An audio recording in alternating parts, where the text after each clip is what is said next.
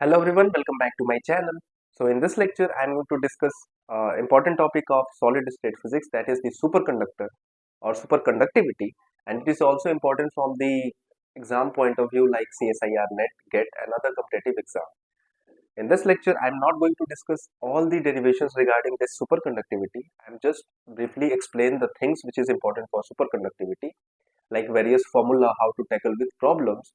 So before that, if you are new here, then like and subscribe my channel. Let's start. So जो हमारे पास normal conductors होते हैं, कोई भी normal conductor की अगर मैं बात करूं, तो जो हमारे पास नॉर्मल कंडक्टर होते हैं ना, नॉर्मल कंडक्टर की क्या प्रॉपर्टी होती है कि जो उसकी रेजिस्टिविटी होती है उसको हम कैसे लिखते हैं, M upon N E square tau, ऐसे कुछ होता है ना। तो ये जो टाउ होता है वो रिलैक्सेशन टाइम होता है, और जैसे जैसे हम टेम्परेचर इंक्रीज करते हैं इस कंडक्टर की, तो ये रिलैक्सेशन टाइम कम होते जाता है, क्योंकि इलेक्ट्रॉन का जो है कोलिजन होने लगता है मेटल आयन के साथ। ठीक है, जिसकी वजह से रेजिस्टिविटी इंक्रीज कर जाती है। लेकिन जैसे जैसे हम टेम्परेचर डिक्रीज करेंगे तो रेजिस्टिविटी डिक्रीज करेगी, मतलब टेम्परेचर डिक्रीज तो रेजिस्टिविटी डिक्रीज करेगी।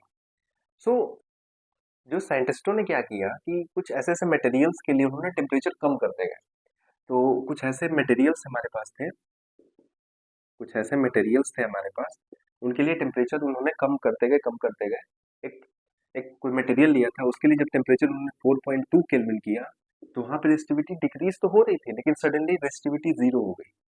रेजिस्टिविटी जीरो हो गई और कंडक्टिविटी इनफाइनाइट। तो उस टाइप के मटेरियल को हम क्या कहते हैं?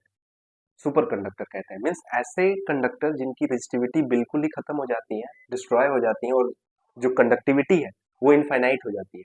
कंडक्टिविटी और रेजिस्टिविटी के क्या रिलेशन होता है? तो रेसिप्रोकल होते हैं एक दूसरे के। अगर रेजिस्टिविटी जीरो होगी तो कंडक्टिविटी इनफाइनाइट हो जाएगी। तो ऐसे मटेरियल को हम क्या कहते हैं? सुपर कंडक्टर कहते हैं, और इस फिनोमेना को हम क्या कहते हैं? सुपर कंडक्टिविटी कहते हैं। सो अब सारे जो मटेरियल है वो सब सुपर कंडक्टर ये बिहेवियर को शो नहीं करते हैं। कुछ अलग अलग ऐसे मटेरियल्स हैं जो कि इस फिनोमेना को शो करते हैं, और इस टाइम में क्या हो रहा है कि इस पर काफी रिसर्च चल रही है इस चीज के रिगार्डिंग। तो पढ़ना बहुत जरूरी है, देखते हैं। चलो, तो सुपर कंडक्टिविटी कैसे हम बना सकते हैं? जब टेम्परेचर जो है, सुपर कंडक्टर की बात कर रहे हैं, सुपर कंडक्टर, सुपर कंडक्टर कैसे बनाएंगे? जब टेम्परेचर जो है एक पर्टिकुलर टेम्परेचर से नीचे चला जाएगा, तो जो रेजिस्टिविटी है वो तो डिक्रीज होगी ही, लेकिन इस पर्टिकुलर टेम्परेचर के नीचे जो रेजिस्टिविटी है वो जीरो हो जाती है, और जो कंडक्टिविटी है वो मैक्सिमम हो जाती है। इसको हम क्या कहते हैं? सुपर कंडक्टर कहते हैं। ठीक है, अब एक ध्यान देना कि सुपर कंडक्टर कंडक्टर की और क्या क्या प्रॉपर्टीज होती है। हमारे पास जो नॉर्मल कंडक्टर होते हैं, हमारे पास जो नॉर्मल कंडक्टर होता है, ये नॉर्मल कंडक्टर है। जब इस पे तुम मैग्नेटिक फील्ड अप्लाई करोगे, तो ये मैग्नेटिक फील्ड जो है इससे पास हो जाते हैं, ये मैग्नेटिक फील्ड इससे पास हो जाती है। क्यों? क्योंकि नॉर्मल कंडक्टर जो है बेसिकली कैसे होते हैं? पैरामैग्नेटिक होते हैं, पैरामैग्नेटिक होते हैं, पैरामैग्नेटिक होते हैं, and paramagnetic loves magnetic field. ये एक्सटर्नल मैग्नेटिक फील्ड है। नॉर्मल कंडक्टर की बात कर रहे हैं, ये कब की बात है? जब टेम्परेचर जो है टीसी से ज्यादा है। लेकिन जैसे ही टेम्परेचर हम टीसी से कम कर देते हैं, तो ये जो अब सीन हो जाता है, ये बन जाता है हमारा क्या? Super conductor. और सुपर कंडक्टर के केस में जो ये मैग्नेटिक फील्ड होगी वो इससे पास नहीं होती है। ठीक है, ये इससे पास नहीं होती है मैग्नेटिक फील्ड। अच्छा, ऐसा कौन सा मटेरियल है जिससे मैग्नेटिक फील्ड पास नहीं होती है? उसको हम क्या कहते हैं? Diamagnetic material, diamagnetic material. ठीक है, तो ऐसे मटेरियल जब यहाँ पे क्या है, टेम्परेचर जो है टीसी से कम हो गया। जब टेम्परेचर टीसी से कम होता है, जो मैग्नेटिक फील्ड लाइंस होती है वो इससे पास नहीं होती है, और ये परफेक्टली डायमैग्नेटिक की तरह बिहेव करता है। और डायमैग्नेटिक मटेरियल की प्रॉपर्टी क्या होती है कि उसकी जो ससेप्टिबिलिटी होती है वो माइनस होती है। ठीक है, तो दिस इज द थिंग कि नॉर्मल कंडक्टर जो है, जब उससे मैग्नेटिक फील्ड पास कराओगे, अप्लाई करोगे, तो उससे मैग्नेटिक फील्ड पास हो जाती है। उसको हम नॉर्मल कंडक्टर कहते हैं। क्यों? क्योंकि नॉर्मल कंडक्टर जो है पैरामैग्नेटिक होता है, और पैरामैग्नेटिक जो है मैग्नेटिक फील्ड को अलाउ करती है पास होने। यहाँ पे क्या है सुपर कंडक्टर में कि जब टेम्परेचर टीसी से कम कर दोगे, तो ये डायमैग्नेटिक मटेरियल की तरह बिहेव करता है। और डायमैग्नेटिक मटेरियल जो है क्या होता है? उससे मैग्नेटिक फील्ड पास नहीं होती है। और इसी चीज को हम क्या कहते हैं? मिजनार इफेक्ट कहते हैं। इसी चीज को हम क्या कहते हैं? मेजनर इफेक्ट, मेजनर या मेजनर जो भी है, मेजनर इफेक्ट की सुपर कंडक्टिविटी हमें कहाँ देखने को मिलती है, डायमैग्नेटिक, मतलब डायमैग्नेटिज्म में कहाँ देखने को मिलता है, सुपर कंडक्टिविटी में। ये कंबाइन जो है हमें मेजनर इफेक्ट कहलाती है कि सुपर कंडक्टिविटी भी है और डायमैग्नेटिक भी है। ठीक है, तो ये हो गया हमारे पास सुपर कंडक्टर की बात हो गई। अब बात करते हैं कि ऐसे कौन कौन से तरीके हैं जिससे सुपर कंडक्टिविटी हटाई जा सकती है। मान लो हमारे पास एक सुपर कंडक्टर है, हमारे पास एक सुपर कंडक्टर है, सुपर कंडक्टर है, ठीक है। सुपर कंडक्टर है तो इसकी टेम्परेचर जो है ऑब्वियस टीसी से कम होगा। तो और क्या क्या तरीके हैं जिससे सुपर कंडक्टिविटी को, सुपर कंडक्टर को हम नॉर्मल कंडक्टर में कन्वर्ट कर सकते हैं। नॉर्मल कंडक्टर में, ठीक है, तो वो देखते हैं। पहला, एक तो दिख रहा है कि अगर हम टेम्परेचर जो है, ये मान लो कि टीसी, अगर टी लेस देन टीसी है तो इधर जाएगा, और टेम्परेचर टीसी से ज्यादा है तो इधर जाएगा। ठीक है, तो एक तो दिख रहा है कि हम टेम्परेचर को टीसी से ज्यादा कर दें, तो ये क्या बता रहा हूं मैं, रिमूवल, रिमूवल। तो एक तो टेम्परेचर जो है टीसी से ज्यादा कर दो, तो सुपर कंडक्टर जो है किसमें बदल जाएगा, नॉर्मल कंडक्टर में। दूसरा, सिर्फ टेम्परेचर पे ही नहीं डिपेंड होता है, जो हम अप्लाइड मैग्नेटिक फील्ड, यहाँ पे जो नॉर्मल कंडक्टर में जो magnetic, external magnetic field apply कर रहा है, तो यहाँ पे जब मैग्नेटिक फील्ड अप्लाई करोगे सुपर कंडक्टर में, तो इससे तो मैग्नेटिक फील्ड अंदर से पास होगा नहीं। लेकिन अगर हम मैग्नेटिक फील्ड का स्ट्रेंथ इंक्रीज करते जाए तो एक ऐसा पॉइंट आएगा कि मैग्नेटिक फील्ड स्टिल इससे पास होना स्टार्ट हो जाएगी, सुपर कंडक्टर है फिर भी। उस पर्टिकुलर मैग्नेटिक फील्ड को हम क्रिटिकल मैग्नेटिक फील्ड कहते हैं। तो अगर मैग्नेटिक फील्ड एच से दिखा रहा हूँ, इसकी वैल्यू जो है क्रिटिकल मैग्नेटिक फील्ड से ज्यादा हो जाए, तो सुपर कंडक्टर नॉर्मल कंडक्टर में बदल जाएगा। तीसरा, जो करंट डेंसिटी है इस सुपर इलेक्ट्रॉन की, वो इंक्रीज करते जाए, अगर करंट डेंसिटी इंक्रीज करते जाए तो वो भी पॉसिबल है। चौथा, अगर हम जो है इस पे सुपर कंडक्टर पे फोटोन स्ट्राइक कर रहे हैं, लेकिन उस फोटोन की जो एनर्जी है, हम फोटोन स्ट्राइक कर रहे हैं लेकिन उस फोटोन की एनर्जी वो 3.5 केबीटीसी के बराबर है, तो ये सुपर कंडक्टर नॉर्मल कंडक्टर में कन्वर्ट हो जाएगा। तो ये चार तरीके हैं जिससे एक सुपर कंडक्टर नॉर्मल कंडक्टर में कन्वर्ट होता है। लेकिन जो बेसिक फंडामेंटल चीज है वो है टेम्परेचर, कि टेम्परेचर जो है टीसी से जैसे ही ज्यादा होगा, सुपर कंडक्टर नॉर्मल कंडक्टर में कन्वर्ट हो जाएगा। क्यों? क्योंकि जो ये एच है ना, जो हम मैग्नेटिक फील्ड अप्लाई कर रहे हैं, वो भी टेम्परेचर पे डिपेंड करता है। कैसे? देखो, देखो यहाँ पे लिखा है, ये जो एच है किसी पर्टिकुलर टेम्परेचर टी पे, ये डिपेंड करता है एच सी जीरो, मीन्स जब टेम्परेचर 0 केल्विन पे है वहां पे मैग्नेटिक फील्ड कितना है, into 1 - T by T C का स्क्वायर। मीन्स जो हम एक्सटर्नल मैग्नेटिक फील्ड अप्लाई कर रहे हैं वो स्टिल टेम्परेचर पे डिपेंड कर रहा है। तो जो फंडामेंटल चीज हुई वो टेम्परेचर है, कि टेम्परेचर को टीसी से ज्यादा करोगे सुपर कंडक्टर नॉर्मल कंडक्टर में कन्वर्ट हो जाएगा। ये काफी इंपॉर्टेंट फॉर्मूला है, इससे डायरेक्ट क्वेश्चन आते हैं, इसको देख लेना। ठीक है, आसान सा फॉर्मूला है। अब हम बात करते हैं कि टाइप्स ऑफ सुपर कंडक्टर कितने होते हैं। देखो ये ब्रीफ डिस्कशन बस चल रहा है, ठीक है, मैं ये नहीं बताने जा रहा कि कहाँ से आया फिर इसका रिलेशन क्या है, एक ब्रीफ डिस्कशन है और इतना ही चाहिए हमें, ज्यादा नहीं वो करना है। एग्जाम में आप वहाँ पे डेरिवेशन नहीं करने जाओ, आपको फॉर्मूला पता होना चाहिए, कॉन्सेप्ट पता होना चाहिए, आप सॉल्व कर लोगे क्वेश्चन। अब बात करते हैं टाइप्स की, टाइप्स ऑफ सुपर कंडक्टर। तो पहला टाइप जो होता है इसको हम कहते हैं type one, type one super conductor. Type one super conductor, ऐसे सुपर कंडक्टर में क्या होता है कि हम टेम्परेचर जैसे ही क्रिटिकल टेम्परेचर से नीचे जाते हैं, रेसिस्टिविटी जीरो हो जाती है। तो यहाँ पे क्या होता है कि जो, अगर रेसिस्टिविटी जीरो होने का क्या मतलब है कि वो डायमैग्नेटिक बन गया है, मीन्स उसका जो ससेप्टिबिलिटी वो -1 हो जाए। तो होता क्या है कि अगर मैं माइनस साई और टेम्परेचर में ग्राफ प्लॉट करूं, तो माइनस साई -1 तक रहता है, कब तक, टीसी तक। ये कौन सा रीजन है, T less than TC, means T less than TC पे ससेप्टिबिलिटी -1 मीन्स ये सुपर कंडक्टर की तरह बिहेव करता है इस रीजन में, सुपर कंडक्टर।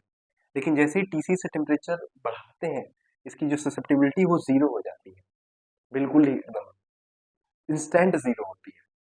तो इसको हम कहते हैं टाइप वन, या इसको हम सॉफ्ट मटेरियल के कैटेगरी में भी रखते हैं। दूसरा, अगर हम बात करें टाइप टू,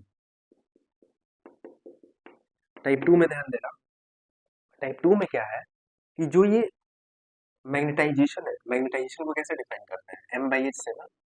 ये मैग्नेटाइजेशन है और ये जो मैग्नेटिक फील्ड हम अप्लाई कर रहे हैं, तो यहाँ पे जो मैग्नेटाइजेशन है वो इंस्टेंट जीरो नहीं होता है। मीन्स ये यहाँ पे कौन, यहाँ पे कैसे बिहेव कर रही है, डाई मैग्नेटिक की तरह बिहेव कर रहा है, डाई मैग्नेटिक की तरह, और इस रीजन में पैरामैग्नेटिक की तरह। पैरामैग्नेटिक मीन्स यहाँ पे सुपर कंडक्टर, यहाँ पे नॉर्मल कंडक्टर। नॉर्मल कंडक्टर मतलब पैरामैग्नेटिक, सुपर कंडक्टर मतलब डाई मैग्नेटिक। तो यहाँ पे क्या होता है कि यहाँ पे मैग्नेटाइजेशन जो इंस्टेंटली जीरो नहीं होता है, धीरे धीरे जीरो होता है। मीन्स एक रीजन बनता है। यहाँ पे देखो, यहाँ पे अगर मैं एम और एच का ग्राफ प्लॉट करूँ तो एक ऐसे कह सकते हो कि एक पर्टिकुलर टेम्परेचर तक ये पहले रहेगा मैग्नेटाइजेशन इसका, उसके बाद धीरे से थोड़ा कम होगा, उसके बाद जीरो होगा। मीन्स ये दो रीजन बनेंगे, एक एच सी वन और ये एच सी टू। ये क्रिटिकल मैग्नेटिक फील्ड है कि इस मैग्नेटिक फील्ड से मैंने बताया ना कि क्रिटिकल मैग्नेटिक फील्ड से temperature, magnetic field, external magnetic field increase कर दोगे तो सुपर कंडक्टर में नॉर्मल कंडक्टर में कन्वर्ट हो जाएगा। तो यहाँ पे ये परफेक्टली परफेक्ट होता है, डायमैग्नेटिक, परफेक्ट डायमैग्नेटिक की तरह बिहेव करता है। यहाँ पे डायमैग्नेटिक की तरह बिहेव करता है, परफेक्ट नहीं होता है। और यहाँ पे पैरामैग्नेटिक, पैरामैग्नेटिक। तो ये हो गया हमारा सुपर कंडक्टर, यहाँ पे नॉर्मल कंडक्टर। तो ये एक रीजन बनता है, एक रेंज होती है मैग्नेटिक फील्ड की, उसके बाद से ये जीरो होता है। तो इस टाइप के मटेरियल को हम कहते हैं हार्ड। ये हार्ड मटेरियल की कैटेगरी में आता है, क्योंकि एक रीजन बनता है, मैग्नेटाइजेशन तुरंत जीरो नहीं होता है। यहाँ पे मैग्नेटाइजेशन इंस्टेंट जीरो होता है, इसलिए इसको टाइप वन में कहते हैं, इसको सॉफ्ट कैटेगरी में रखा जाता है, ये हार्ड कैटेगरी में। उसके बाद से हम बात करें, टाइप तो हो गई। अब ध्यान दो कि ये फॉर्मूला ध्यान रखना। अब ध्यान दो कि सुपर कंडक्टर से नॉर्मल कंडक्टर में कैसे कन्वर्ट हो जाए, टी टीसी से ज्यादा हो जाए, और नॉर्मल कंडक्टर से सुपर कंडक्टर में कैसे कन्वर्ट हो जाए जब टी टीसी से कम हो जाए। ये बेसिकली एक रिवर्सिबल प्रोसेस जैसा काम कर रहा है। रिवर्सिबल मीन्स यहाँ पे एक सुपर कंडक्टर है, उसका जब टेम्परेचर तुम टीसी से इंक्रीज कर रहे हो तो नॉर्मल कंडक्टर में कन्वर्ट हो जाता है। तो एक्चुअली ये देखा गया कि वहाँ पे फेज का ट्रांजिशन हो रहा है। फेज ट्रांजिशन में थर्मोडायनेमिक्स में अच्छे से बताऊंगा, बट यहाँ ध्यान दो कि जब भी फेज ट्रांजिशन होता है वहां पे हम Gibbs free energy find out करते हैं। मीन्स यहाँ पे जब फेज ट्रांजिशन हो रहा है, यहाँ पे सेकेंड ऑर्डर फेज ट्रांजिशन हो रहा है, second order phase transition, phase transition. और कभी भी सेकेंड फेज ट्रांजिशन की बात आए तो वहां पे हम एक चीज निकालते हैं, वो होता है Gibbs free energy, Gibbs free energy. और गिब्स फ्री एनर्जी का फॉर्मूला जो है वो क्या होता है, G is equal to U minus T S minus P V. याद है, internal energy, temperature, entropy, pressure, volume. तो यहाँ पे जब तुम चेंज फाइंड आउट करोगे गिब्स फ्री एनर्जी की सुपर कंडक्टर में, मैं डायरेक्ट फॉर्मूला लिख रहा हूँ, तो वो जो डी जी होता है, डेल्टा जी, वो आता है H C square by two. ये याद रखना, जो चेंज आता है गिब्स फ्री एनर्जी की वो H C square by two. H C क्या है, क्रिटिकल मैग्नेटिक फील्ड है। ठीक है, तो ये दो फॉर्मूले आ गए। अगर मैं एंट्रोपी की बात करूं, एंट्रोपी,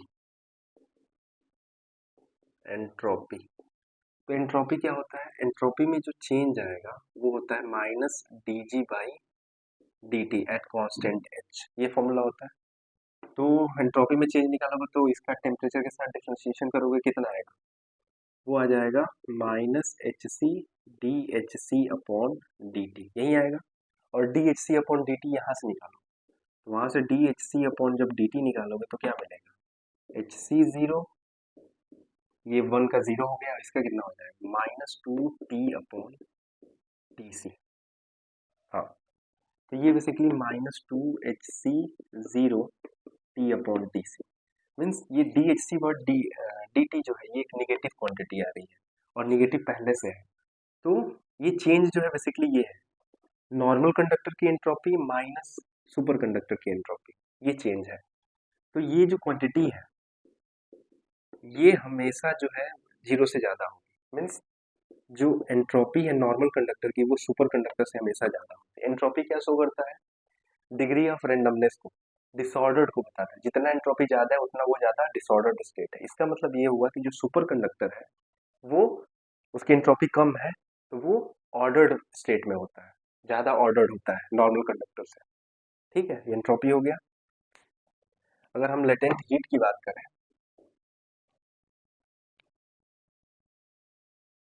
दूसरा लेटेंट, अगर लेटेंट हीट की बात करें तो इसको कैसे लिख सकते हो, TdS। डीएस का चेंज मैंने अभी निकाला था, तो वो निकाल सकते हो। डीएस हटा दिया ना। डीएस कितना था, माइनस dg/dt। इसकी वैल्यू थी minus hc dhc upon dt, यही था ना। तो यहाँ पे फॉर रख दोगे minus hct dhc upon dt। ये आ गया चेंज किसमें, लेटेंट हीट में। अब ध्यान दो कि नॉर्मल कंडक्टर के लिए, नॉर्मल कंडक्टर के लिए Q जो है वो 0 होता है, लेकिन सुपर कंडक्टर के लिए Q की वैल्यू फाइनाइट आती है। बस ये ध्यान रखना, ठीक है। लेटेंट हीट हो गया। अब देख लेते हैं स्पेसिफिक हीट कैपेसिटी। ये था हमारा डीएस, स्पेसिफिक हीट कैपेसिटी। तीसरा इस specific heat capacity. Specific heat capacity क्या है कि, ध्यान दो, जो C होता है, C क्या है, ये डीसी की बात करें, चेंज की बात करें हीट कैपेसिटी, वो किसके बराबर होगा, dq/dt। और Q कितना था, TdS था ना। तो यहाँ पे कितना हो जाएगा, TdS/dt, यही होगा। और ds/dt अगर करेंगे तो हमारे पास क्या आ जाएगा, d/dt। इसके जगह पे ये क्वांटिटी रख दोगे, तो minus hc dhc upon dt। तो इसको जब एक्सपेंड करोगे तो कितना हो जाएगा, T minus hc d²hc upon dt² minus dhc upon dt का प्रोडक्ट रूल लगा दिया। अच्छा ठीक है, ये C क्या है, ये normal minus superconductor, normal conductor minus superconductor, ठीक है।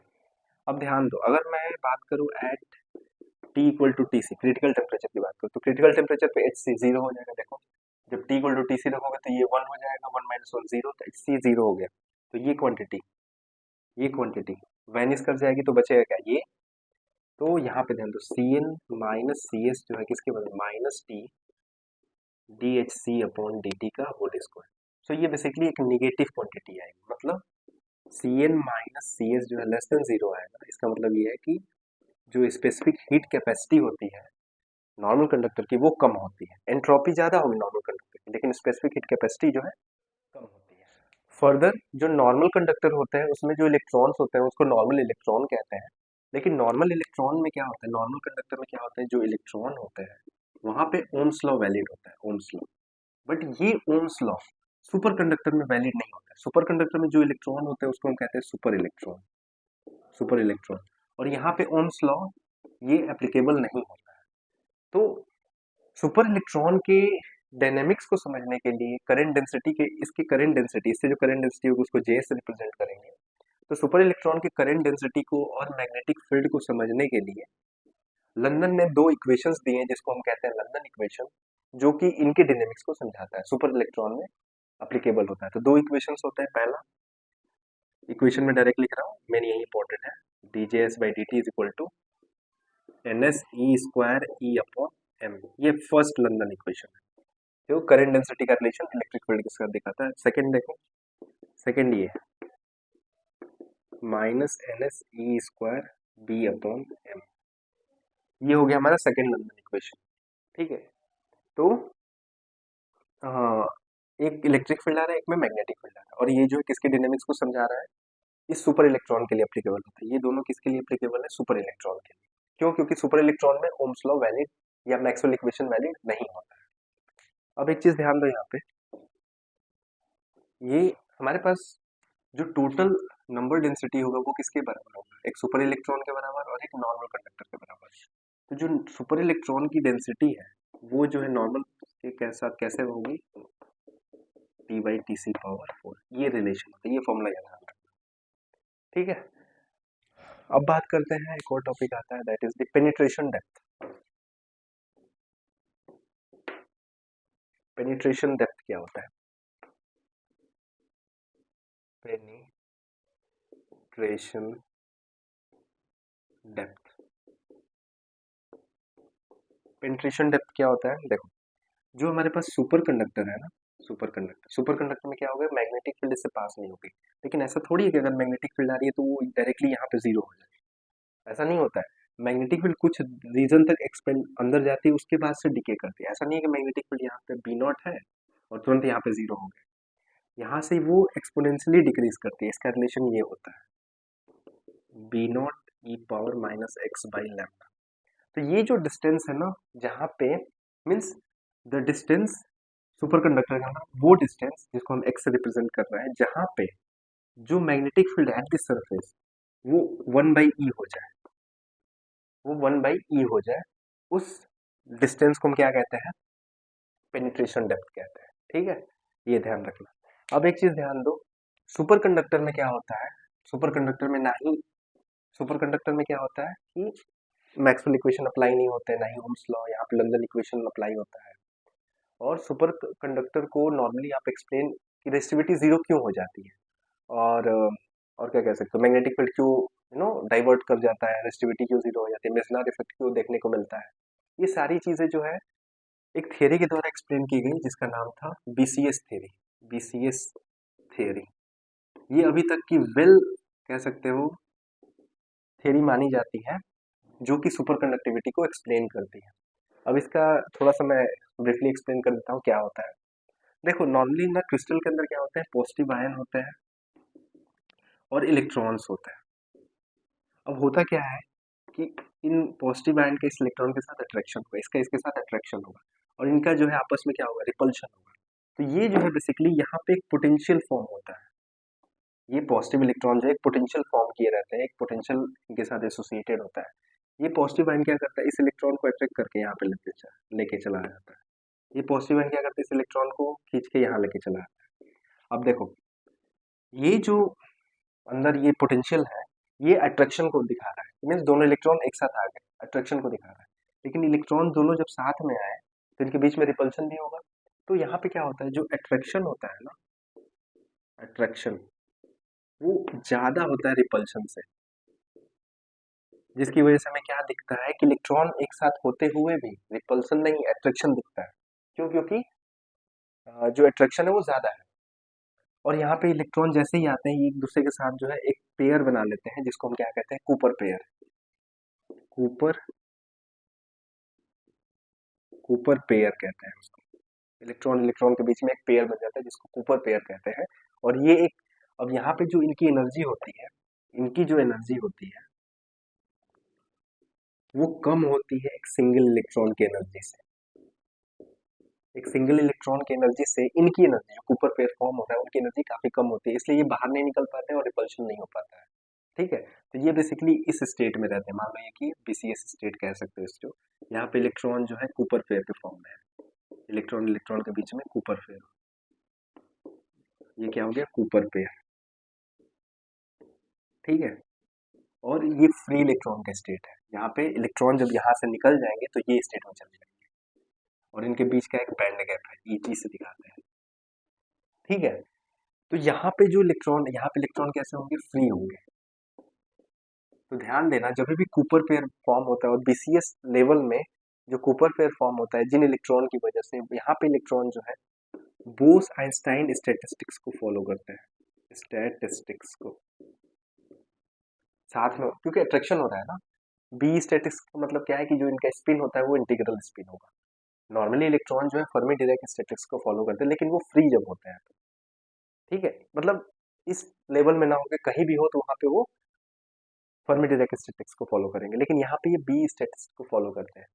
और ये जो रेंज होता है ना, बैंड गैप, ये करीब 3.5 केबी पीसी के बराबर होता है। तो मैंने स्टार्टिंग में बताया था रिमूवल ऑफ सुपर कंडक्टिविटी में, कि जब फोटोन, जो एक्सटर्नल फोटोन है, उसकी एनर्जी अगर इतनी बराबर हो तो क्या होगा, वो इस इलेक्ट्रॉन को यहाँ से यहाँ भेज देगा। और यहाँ पे जो इलेक्ट्रॉन होते हैं वो फर्मी डिराक स्टैटिक्स को फॉलो करते हैं, स्टैटिस्टिक्स को फॉलो करते हैं। ठीक है, तो फिर ये नॉर्मल कंडक्टर का केस हो गया। और ये हो गया सुपर कंडक्टर का केस। तो सुपर कंडक्टर से फिर नॉर्मल कंडक्टर में कन्वर्ट हो जाती हैं चीज़ें। तो ये था सारा सुपर कंडक्टिविटी का। आई होप आपको पसंद आया होगा। तो सब ज़्यादा से ज़्यादा लाइक सब्सक्राइब शेयर करें और बस। और फॉर्मूले बेस्ड क्वेश्चन ही आते हैं डायरेक्टली। HC1 पूछ देगा, HC2 पूछ देगा, क्रिटिकल टेम्परेचर पूछ देगा, है ना। तो कॉन्सेप्ट ये था इसके पीछे का। तो मिलते हैं अगले लेक्चर में। Thank you.